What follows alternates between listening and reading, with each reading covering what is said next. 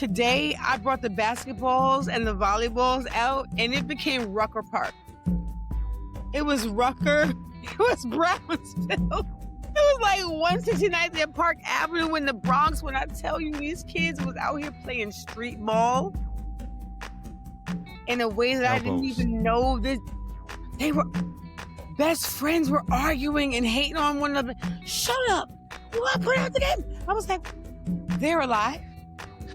I had the one kid who always wanted to be in school and give me the most drama was actually out this week. It was amazing. Like, I never thought having one kid out changes so much in my life. Like emotionally, I felt different. It's kind of wild. It was like, oh, you not here. You never not here. And you not here? Yeah, we had a shooting at our school. Thankfully, it was an isolated incident. You know what I mean? So, like, the person that did the shooting was eventually apprehended and, fled the campus. And so I think in those moments, you just kind of, have a sense of gratitude for what didn't happen. Level up! Welcome to Level Up, the SEL Report, the only podcast that acknowledges that teaching today requires both a master's degree and a license in therapy. We are the K-12 triage team. Every episode, we're dissecting one social emotional skill, tracking its development or total breakdown from elementary all the way through graduation. We're talking hits, misses, hilarious stories, and the undeniable truth about what our students actually need to survive post-high school, be that college, workforce, or just successfully scheduling a doctor's appointment. So settle in, pour a large cup of that highly necessary survival juice, and let's get into the only report card that truly matters. It's time to level up. Level up!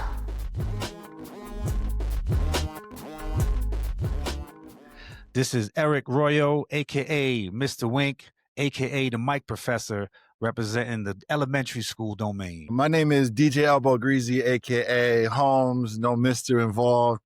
I am born and raised in Los Angeles, California, currently living in the Bay, but spent about 20 plus years living and loving on the East Coast and growing on the East Coast. But now I'm back home in California and I am in the middle school domain, even though I've taught elementary and high school. This is Dean Kelly, a.k.a. Carla from the Bronx. This is my, 17th year of teaching, and I'm pro-student. I'm all about standing on business, and I'm here to share what it's like when it makes sense versus when it doesn't. I love high school. That's always been my house, and I can't wait to share and learn together with all of you. This week, we are beginning our journey with emotional literacy and self-awareness. But we're not just here to talk about charts and feelings. We're here to sound the alarm. We are here because teachers are being asked to be academic powerhouses and emotional wellness coaches. And the only way to meet that challenge is to make SEL the priority it deserves to be. The goal of emotional literacy post K-12 is complex self-diagnosis. The ability to articulate precisely why you're struggling to meet a deadline, not just that you're stressed. Like, for example, you got to be able to explain what's going on in addition to why you're struggling. That's the type of time we're on right now. Let's get it. Level up! Let me start it off representing the elementary community, elementary school teacher. Been doing it a while now, about 15 years. And I've definitely seen some patterns. Just being able to identify feelings I see kids lack, right? So in the very young grades, I'm talking about are you angry or are you annoyed, right? Like are you frustrated? Did something ripped? There's a difference between something falling on the ground that you wanted to eat, being angry about that, or someone punching you, like there's two different levels to that feeling of anger / frustration, right? So just being able, I try to introduce it with the language of the specific feeling, try to connect it to physical feelings in the body.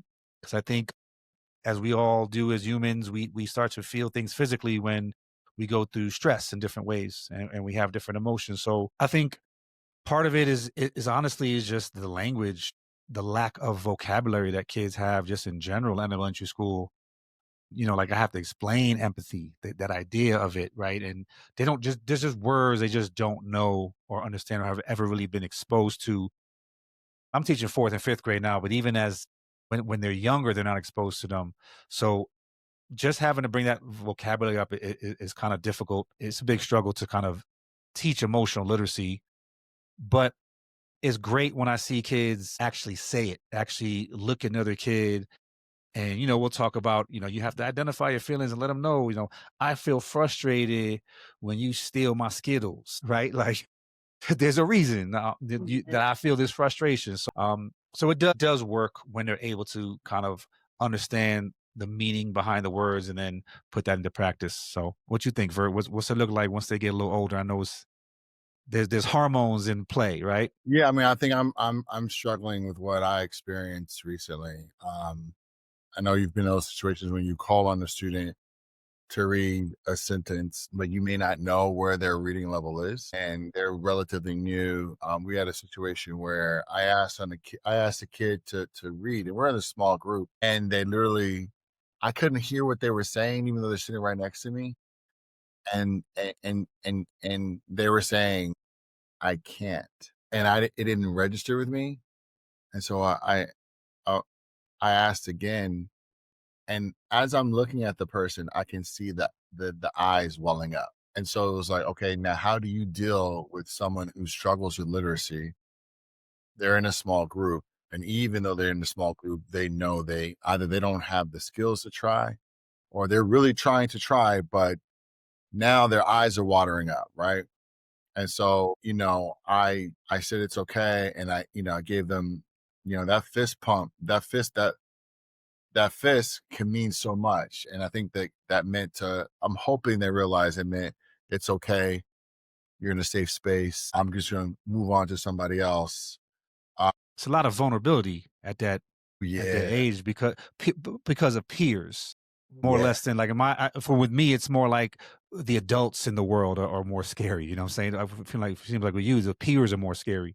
Yes. And what's funny is like the other students, I think, might have already known. And so they've accepted it. It's like, how is the adult in the room going to accept, or the adults in the room going to accept it? Something like you said, like they've already embraced, like, Holmes, how are you emotionally, you know, grounded to not overreact or underreact and pick them up, right? Because you just might have taken them down a notch, right? So how do you do that, right? And so um that sat with me, and I hope I affirmed her in that moment. And I'm after sure you after did. class, I made sure I apologized and Mm, said, and in my mind I'm thinking, okay, how can I get a quick just start doing some phonemic awareness to help her along the process of this long year we had, you know what I mean? So right. yeah, That's that a was good point. And I've said this a lot. You can't really teach kids if you can't get them to the academic table, right? If they're not even in the mindset to be able to learn, it doesn't matter how good a teacher you are at a subject if they're not emotionally stable. But what you think, Carla? Like, In grad school, you can't teach who you can't touch. that's a good So if you statement. and the kids, no matter how smart you are and how well you planned your lesson, if you don't have a rapport in the classroom where the kids know you're here to engage with them specifically, no matter how good your lesson plan is, you're gambling. Right. So this Okay, idea of you listen. can't teach, you can't touch. I remember I learned that maybe on the first day of graduate school, and that feels relevant regardless of the age group, right? Right. Right. What does that look like in high school in terms of, just emotional literacy in general? How does that come out? Is it do they revert back to kind of that younger self where they're able to feel more free to articulate? Is it more shelled? I just wonder how that looks for you. Okay. So because teenagers and preteens and emergent teens are so different, you don't necessarily know who you're dealing with until you engage with them, right? So I have a crop of kids who there's some of them who think they're grown, but the moment I press a couple pressure points in the teenage psyche, Miss, no, I'm tired. I can't. All of a sudden they're blubbering and snots So rolling down their that faces. still happens. They still uncontrollable crying. That's in high school. It's still in there, right? So like Okay. taking a moment to like reach past the facade and like the pretense, you can press a button and next thing you know, you have a sniveling, crying, blubbering teenager in your office, right? So teenagers are still teenagers, but I think the world has pushed them to make themselves feel older, right? So once I strip away the lashes and the full set of nails and the 20-inch bust down, and I'm not saying this as a critique, but a lot of kids have been putting on this armor exterior on the outside to kind of like make themselves seem less vulnerable. And now that I'm in the dean role, I find myself being like, did you sleep? Miss, I'm so tired. I haven't Right. slept in 3 days. You know what I mean? So just this idea of being present, right? To interact with the kids and not be fooled by what you see on the outside. They look like they got their act together like 20-something-year-old ladies and men, right? But I have boys who go to gym and lay on the floor and sleep for 45 minutes. Yeah. Just out. What's wrong with y'all? Something's happening, right? I think the pandemic really destabilized a lot of things, right? Mm, And a lot of my students, I'm finding, are figuring out what it means to be a teenager. You lived in a box, and now all of a sudden you have to get along with everyone, right? So it's not cut and dried, but I really do see that young people right now, class 20, it's probably going to be like that to about like maybe 2027, 28. But there was a lot of disruption that happened during the pandemic. They forgot how mm, to interact with one another. They forgot how to sit still in a room for 45 minutes without being able to right. get up and go somewhere. You know what I mean? Level up.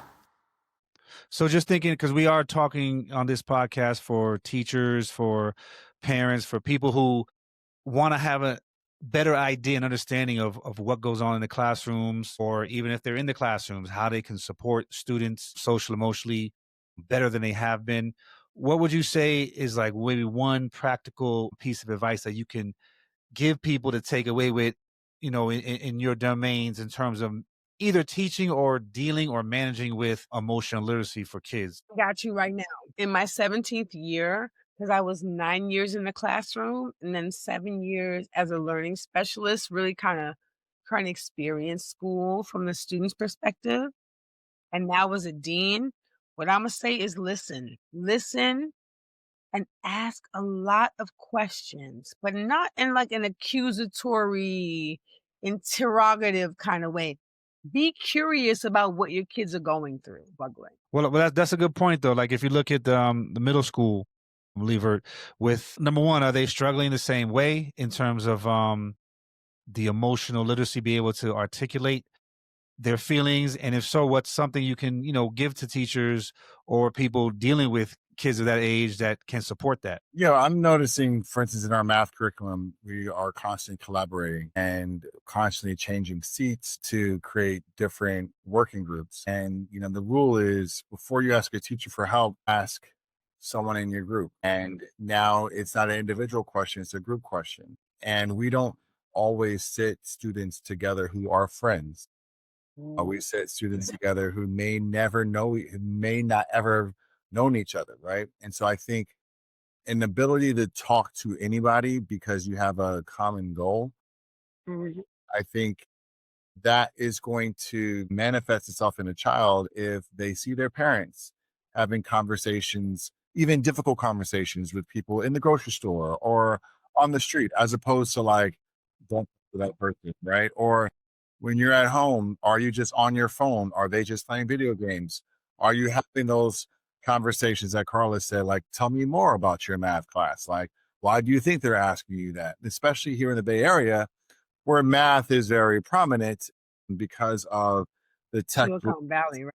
right? Exactly. So are the family members like hanging out with the robot, or are they actually or are they on their phones, right? So like, I think that sense of what makes us human and the ability to think rationally and the ability to communicate I think that's oftentimes lost, and it's not valued, and it's not practiced in a way that is digestible for kids, because as Carla said, our kids are struggling and they are dictating what our civilization is going to look like, right? Our parents having conversations about current events, or what's happening, in other parts of the country or the world, right? And why that matters, right? Are they having those conversations about, equity and why, and talking about homeless folks, et cetera, right? And developing that gene for them to think outside the box.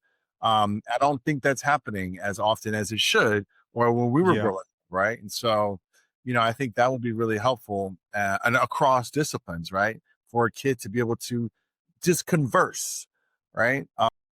What's really interesting about that as I'm listening to us, the older they get, it's like the more higher order thinking. So you ask a lot more questions of them to have the information come from them, where it goes down to you, you're kind of modeling a little more. Like for me, I'm almost when you talk about conversation, I almost have to structure how to have a conversation.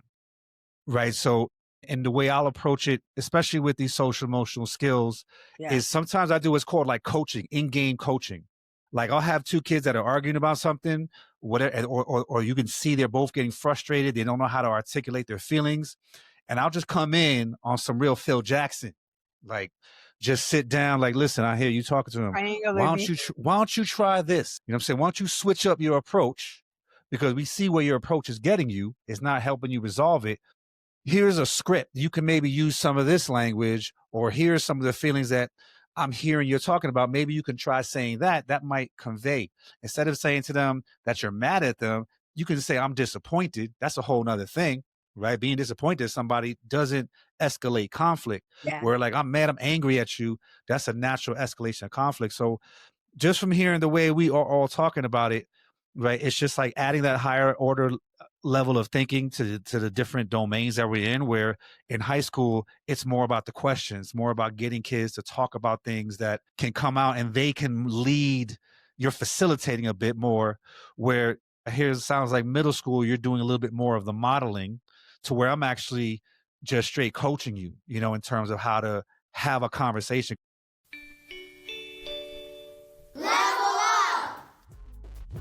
So join us next week as we move to self-confidence and efficacy.